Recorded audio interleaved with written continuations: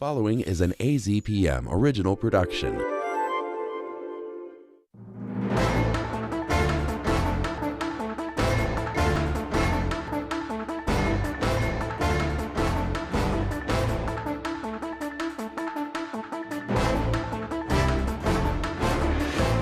Hello and welcome to this latest edition of the Pressroom from the radio studios of AZPM. I'm your host, Steve Goldstein. A lot of things to discuss in this particular edition, including Raúl Grijalva and the latest for him in Congress, and we'll talk about a very important trial loosely related to the sheriff's race. But first, let me introduce our panelists. Caitlin Schmidt of the Tucson Spotlight, Paola Rodriguez of AZPM, Dylan Smith of the Tucson Sentinel, and Christopher Conover of AZPM. Thank you all for being here today.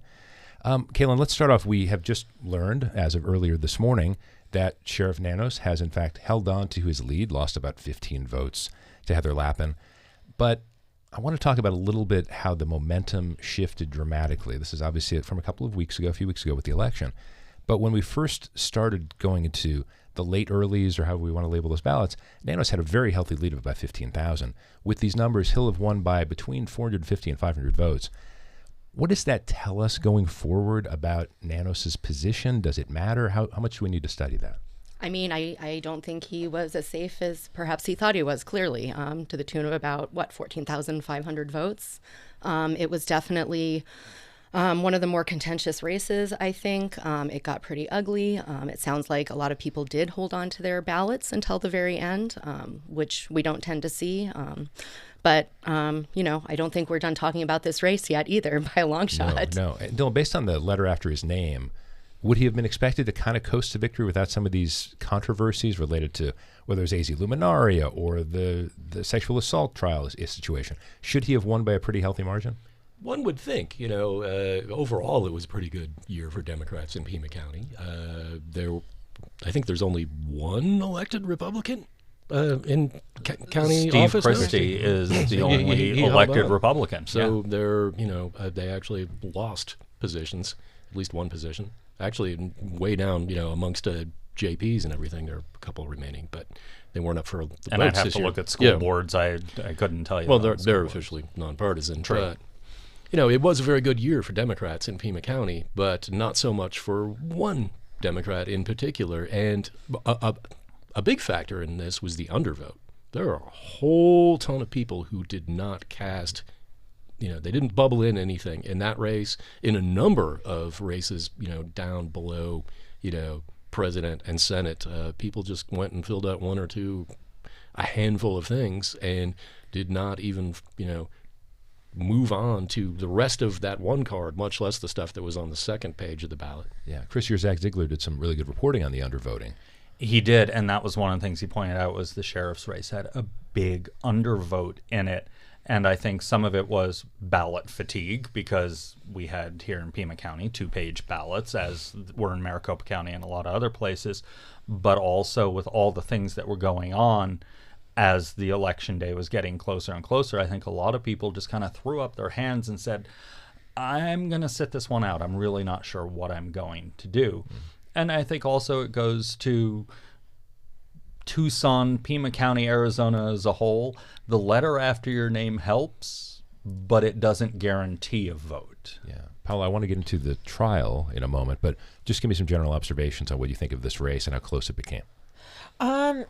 Leading up to the race, looking at some of the endorsements that came through, Matt Hines endorsing Republican Lappin, I think, with the results that came through, I'm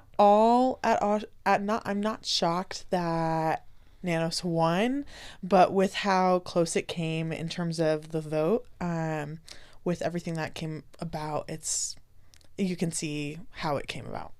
Looking at this recount, recounts rarely change the actual outcome of the election. Both candidates picked up, handfuls of votes. 45 and 31 was the change. So, there was a net shift of 14 votes in this, which is nothing in comparison to the margin, which, stood at 495 when they were done with the first round of counting. Yeah. So looking at the recount, it's certainly not surprising at all that the outcome is still the same. So again, I keep foreshadowing we're going to talk about the trial, and we will in just a minute. But Chris and Caitlin, I want to have you comment on this. Chris, first, going forward, We know that Sheriff Nanos is going to be in office. We don't know how this trial might affect that going forward. But at this moment, how much is this narrow victory and the fact that he does not have good relations, as Paola said, a fellow Democrat endorsed the Republican Lappin in this race. How tough is this going to be for Nanos over the next 6 months to a year? I think a regular candidate would probably lay low, let other shiny things pop up that would distract people. But the trial that you're foreshadowing is going to, I think, keep him up front and not in a positive way. He is, and I want to point out here before we get to the trial, Chris Nanos is not on trial at the moment. There are no charges that have been levied against him, but because it involves the sheriff's department and ranking people in the sheriff's department, his name has come up a number of times, which we'll get into. I think for a regular candidate, though, they could probably weather this, keep your head down and keep everything calm. But there are so many storm clouds kind of brewing around him that the monsoon's coming. Good description. Caitlin? Yeah, Sheriff Nanos has never been one to sit back quietly with criticism and just let it pass him by. He responds. He often responds quite emotionally, and I think he's about to come under fire pretty hard. So it'll be interesting to see what happens. Paola, let me go to you on this trial. It's former Sergeant Ricardo Ricky Garcia, who has very close ties to the sheriff. Can you give us a little bit of background as to how this trial came about and what's being accused here? Yeah, AZPM reporter Hannah Cree has been in trial all week, 14-hour days each day for her. And from my understanding, about 2 years ago, Garcia held a Christmas party at his house for the school resource unit. And within that, there were allegations that he sexually assaulted another deputy. Within that, there's the testimonies within this week was questions about whether or not she consented to it. And within that, there was concerns that the victim had about coming forward and saying that she was assaulted because of the relationship that Nanos has with Garcia. Caitlin, what about that relationship that Nanos has with Garcia? What do we know about that? What's relevant here? The word best friends was used on the stand a few times yesterday. There are photos circulating of them together out of uniform, so they clearly spend time together.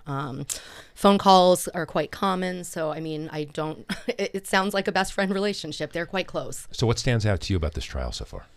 I've covered a lot of trials, and I'm really glad that I'm not covering this one. Hannah's doing a fantastic job with it, but it sounds horrible, and I think it speaks volumes to the system, too, that we have a law enforcement officer who should be comfortable coming forward and not be worried about any of these things, who still was not comfortable. So what does that say about regular women or men who might be victims of sexual assault?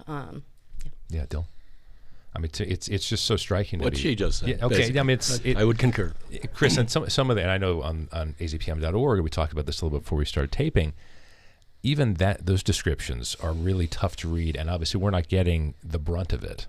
Right. As we've all said, Hannah's been covering it for us, and I've been her backup on it. So listening to a lot of the testimony, it's brutal testimony, especially the first day with Sergeant Chris Aquino, who we will call the witness, sort of, to the assault or alleged assault. And then the victim was on the stand the first day, afternoon, and then the following morning. It was not easy to listen to. And like Caitlin and Dylan, I've covered my fair share of trials. I've heard a lot. This was difficult to listen to. But one of the things, as Caitlin pointed out, that really stands out is not only was the victim, for all the reasons that go with sexual assault, reluctant to come forward, she knew that her own department was going to be investigating it, and now her colleagues would know everything. And she said on the stand, because it was a Christmas party and everybody was drinking, she doesn't remember what happened. But now all her colleagues are telling her what allegedly happened, making her even more reluctant to come forward. And then there is the apparent relationship between the accused and the sheriff. So there's a lot that is going to have to be unpacked regardless of what the jury decides going forward. Yeah, Caitlin, one of the real gross parts of this to me is that the victim has embarrassment in the situation, whereas who knows whether Garcia or anyone else does, and alleged perpetrator in this case. Right. Well, and I think both of the reasons that Chris just explained are the exact reasons why the Pima County Sheriff's Department should not have been investigating this case to begin with. She should not have had to worry that her coworkers would learn every detail about what happened to her. She should not have had to worry about the relationship between her alleged assailant and her boss, everyone's boss. This is why these things get shopped out. This is why we have a regional critical incident team, so that we don't have departments investigating their own employees in situations where they clearly shouldn't be. One of the investigators for the sheriff's department yesterday on the stand said he was surprised that it was not given to Tucson police, DPS, somebody else, even the prosecution. The Pima County attorney is not doing the prosecution. It's Santa Cruz County that's handling the prosecution because of conflict of interest. Yet the Pima County Sheriff's Department was the one that was doing the investigation. And I'm not saying that the detectives and investigators of Pima County Sheriff's Office are not capable. Yeah, they're good people, but for appearances alone, let alone the internal issues, it is surprising, even to the investigators, that they were doing it. Paola? I was going to reiterate exactly what Christopher was saying, but I think this case is a reminder about, why we see victims not coming forward more often, right? With cases like this where where the sheriff's department is keeping the investigation internal, it just reiterates these concerns over and over again. And then there's a question of why, we're not seeing more victims come forward and sharing their own stories. Caitlin, obviously it's an active trial, so we can't imagine that Sheriff Nanos is going to say much about this, but is there any indication that he is still supportive of his former sergeant? Not from what I know, and it'll be interesting to see if he distances himself further, because I will be surprised if there's not some kind of investigation into how this was handled after this trial is done. Well, and the Arizona Attorney General already has taken one look at this, and while her office did not find any criminal wrongdoing, she said in her report, I believe there were at least 4 violations, if you will, of internal policies. But I don't think, I agree with Caitlin, this is not the final investigation of this investigation at all. And to add on to that, she did also say that if the Pima County Board of Supervisors were to find anything else in addition, that they would reopen some investigation into Sheriff Nanos. Well, that's what I wanted to throw to you, Dylan. I think that's especially interesting as part of that, because the supervisors wanted to look further into this, and yet they couldn't get a majority to go forward with it.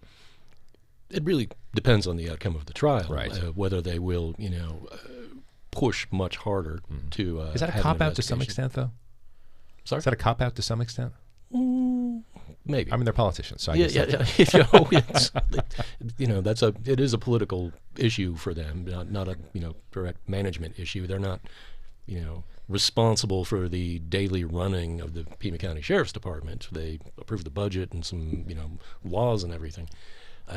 It is, I think I'll emphasize again, like as everyone else has, it's surprising that this was handled internally. And, every time there's what in the jargon is called an officer-involved shooting, every time a cop shoots somebody, it is handed off to a different department to investigate. You would think of an allegation of this magnitude involving a member of the department, that they would want another agency to investigate it. Well, in this case, it's not one member of the department. The victim is a member of the department, and everybody at the party, other than spouses and significant others, were members of the department. So everybody involved has a touch point on the department. We don't know all of what's going on, Caitlin, but it just smells funny, right? Yeah, I mean, it never looks good. This is the reason that we shop these things out, so that people can't have any questions like this. Yeah. Paola, final thoughts on this? We were having a conversation earlier, which was about whether or not, if this trial had happened before the election, whether or not the results that we would have seen would have been different. I think that is a question that is still laying on my mind. Very important point. Okay, so we're a month after the election. We're still talking about the election. Chris and Dylan, I'm going to lean on you two for this one. So 2 lawmakers from Juan Penal, Juan Pima, Rachel Jones, Teresa Martinez want the Attorney General Chris Mays to investigate the Pima County Recorder's Office for that early shutdown of the online ballot portal, and people were worried they weren't going to get their early ballots. Turned out we think it didn't really affect things in any way. People eventually got them maybe 2 or 3 days later. But Dylan, what do you think about two hardcore Republican lawmakers asking the Democratic Attorney General to investigate the Democratic Pima County Recorder? Well, as we just discussed about the supervisors, this is a political determination. The legislators did not file a complaint. There's a provision in Arizona law. If there's a question about whether an ordinance, by a town, a city, a county, violates state law, they can, require the Attorney General to investigate. They didn't submit this request under that provision. It's not a matter of a law being somehow unconstitutional or overruled. It's a matter of how things were carried out. So it's a political request. And so they wrote a letter saying, hey, we didn't like this. And now Mays, if she wants, can choose to ignore it. And so far, she has. I have not heard any comments from the Attorney General's office or Richie, her spokesperson, that, yes, we'll be looking into this. And this is something the recorder had to go before the Pima County Board of Supervisors and explain this a couple of weeks ago. Steve Christie, the lone Republican on the board, wanted an investigation. The rest of the board voted it down. And then these two Republican members of the legislature followed on with this letter. We dug very deeply into this issue at the Sentinel, the issue especially about closing down the provisional, or not provisional, but the early ballot portal, the request portal, and why that was done. And, it was certainly inconvenient for people who wanted to get it at their early ballot. And we have not heard any complaints from anybody that they actually lost out on their opportunity to vote because of this mess. It was a mess. It was, the office was overwhelmed, and people were making multiple calls and making multiple requests, and logistically there were other ways to sort through this rather than just stopping things and requiring people to call in. But we haven't heard from anybody that they were not able to vote because of it. Which is the ultimate. That would be the ultimate problem. Absolutely. Right? I mean, then but you also found out something, that there was some concern about what might happen to ballots that were not delivered. What happens to those? Does the recorder's office then take those and give them to the Democratic Party? I'm joking, of course, but that could be the next, conspiracy. Yeah. There are a million conspiracies that float around about elections, right? And this may trigger a few more. There is no provision in Arizona state law or the election procedures manual, which is the guidebook for county recorders and counties to how to implement every little detail. There's nothing except that one. There's nothing that says what to do with a ballot when the post office tries to deliver it and it's undeliverable. It's illegal to forward election mail. They can't, even if they have a forwarding address and they're forwarding all the rest of that person's bills and everything else, they cannot forward the ballot.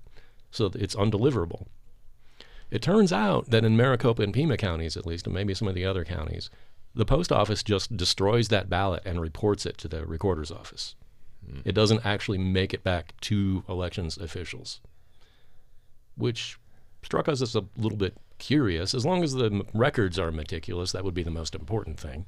That they know exactly which ballot it was, and not just like, hey, we burned 50 ballots today. Which 50, Chris? Well, and that's exactly, I think, Dylan's right on this. As long as the records are meticulous, okay, you could start cross-referencing and seeing, okay, Dylan's mail-in ballot was destroyed by the post office because it was undeliverable, but he voted on election day, and we checked his ID, and okay, it appears to be Dylan. So, okay, as long as the records are good, but the conspiracy theory, on this will potentially be amazing. Maybe we'll get a documentary about it coming up. Yeah, our Jim Ninsel did a whole bunch of digging this week to figure this out, because it just kind of occurred to us, like, what actually happens to these things? And at first, nobody had any really good answers. So it took quite a number of phone calls That's some important digging. Paola, any thoughts on this one? I think it's going to be a reiteration, as everyone's saying, about election integrity concerns, conspiracies that will spur up in 2020, will continue to spur up for, I guess, the foreseeable future. Yeah. Chris, the last part of this, though, is that, again, going back to lawmakers Jones and Martinez, they also want to know whether the recorder's office registered felons during a voter registration drive at the Pima County Jail. That also seems a little political to me, potentially. It is a little political, and this stems from felons cannot vote. But if you are in jail awaiting trial, you are not convicted, you can vote. And this goes to that issue, just people who have been arrested and accused of crimes, but not adjudicated as felons, still have their right to vote. And the recorder's office had done some outreach to them. I've heard of it in other states. So this is where that comes from. But again, political hay being made, it's felons voting. Well, jail isn't prison. It shows how Very little our different place. lawmakers know about the criminal justice system. right. Absolutely. But, of course, those key words, as Chris just said, felons voting. Yep. Kaylin, let's move on to Raúl Grijalva, who won what will be his last race for Congress. But this is not just happening to Congressman Grijalva. It's happening to other senior members of the Democratic Party who've been in Congress for a while. He is not going to be the lead Democrat on the Natural Resources Committee anymore. What do you make of that? What do you make of the fact that he's been in office for all these years? One would think seniority should matter, but maybe seniority is working against him in this case. I mean, quite possibly, and there are also concerns about his health, and I suspect that that's what's driving this. He's been undergoing treatment for lung cancer. He missed quite a lot of the session last year. It's his personal health, so we only know what he's telling us about it, but he definitely... He definitely looks like he's going through it, so perhaps he wanted to make sure that whoever is running the committee is someone that can be there and be present, and will put that first on their mind. And ultimately, do we feel like that's why he didn't really put up much of a fight in this case, because he is battling these health issues? Because normally I would think Representative Grijalva is going to say, wait a second, I've been here a long time, I need to be here. So that obviously gives us some insight too, right? There's certainly a move amongst some of the younger Democratic members of Congress to try and move up the ranks. And Grijalva's not the only ranking member, the person who would be chair if the Democrats held the majority, the top Democrat on each committee. There are 4 or 5, I think, top Dems who are being challenged, if not, being pushed down a little bit in the hierarchy by younger, more ambitious Democrats who think it's their turn to do things. And I think this is a reflection of what is going on within the Democratic Party with Kamala Harris's loss. I saw a comment, and I don't now remember who it was, but somebody in Congress, Democrat, saying, yes, let's look at this.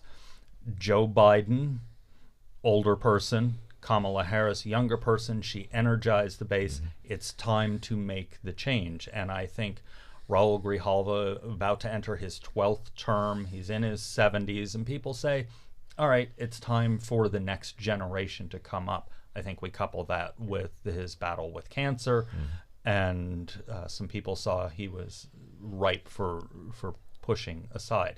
They did say that they would name him ranking member emeritus, exactly, yes. to give him the nod, because he's done a lot on that. Similar to committee. Nancy Pelosi when she was Right. Yeah. I think there's a lot of irony that comes from it when I look back at this past summer with the election cycle. Raúl Grijalva was one of the first people to come out calling for Biden to step aside. And now you're seeing the criticism come for him about staying as a leader for the Natural Resources Committee, and seeing him wanting to step aside and, endorsing someone. It's interesting. It is interesting. I'm also wondering, Kaylin, could this affect Southern Arizona in any way? I mean, I realize that the Democrats are going to be in the minority anyway, but it's always helpful to have senior members from your district or from your area. So could that hurt Southern Arizona in any way? Oh, sure. I think it can. And I think there are plenty of concerns here already about the new administration coming in and what that's going to mean for natural resources and the environment and all of that. So, yeah, it probably would have been good to have someone up there at the top championing for us. But I think this is the start of a wave. These young party members on both sides are not staying silent. And I think that there's a consensus that the old guard has had plenty of time, and it's time to let some new folks in and make waves. But to add on to that, I think, Raúl Grijalva has been really outspoken for Native and Indigenous tribes. And I think they're going to be the ones that are going to see, especially in Southern Arizona, the downfall of him not being in that seat anymore. Yeah. Dylan, what are your thoughts about that power base there and the power vacuum potentially? Well, I would agree that, Grijalva not being the, topmost champion for Southern Arizona, not just in his district, but, basically all across Arizona. Yeah. He's been very involved with things about the Grand Canyon for many, many years. And, there's still power even in being the ranking member. You don't get to call the shots like being the chair, but you do get to make sure that in the negotiations, the things you really want, are still near the top of the list. And, when it comes to Arizona issues, when it comes to tribal issues, that's going to be, a significant change. And we'll, we'll see who, there's a little bit of a tussle going on to see who will be the ranking member on natural resources right now, actually. We'll see who that turns out to be. Chris, about 15 seconds. And it quiets a national voice from Southern Arizona because Capitol reporters, of course, would go to the ranking member on the committee who could talk about other things at the same time. Exactly. That wraps up this edition of the Press Room. Thanks very much to Caitlin Schmidt of Tucson Spotlight, Paola Rodriguez of AZPM, Dylan Smith of the Tucson Sentinel, and Christopher Conover of AZPM. Thank you guys all for being here. We appreciate it. We'll be back next week with another edition of the Press Room. Thank you so much for watching. Thank you so much for listening. I'm Steve Goldstein. Have a great rest of your day.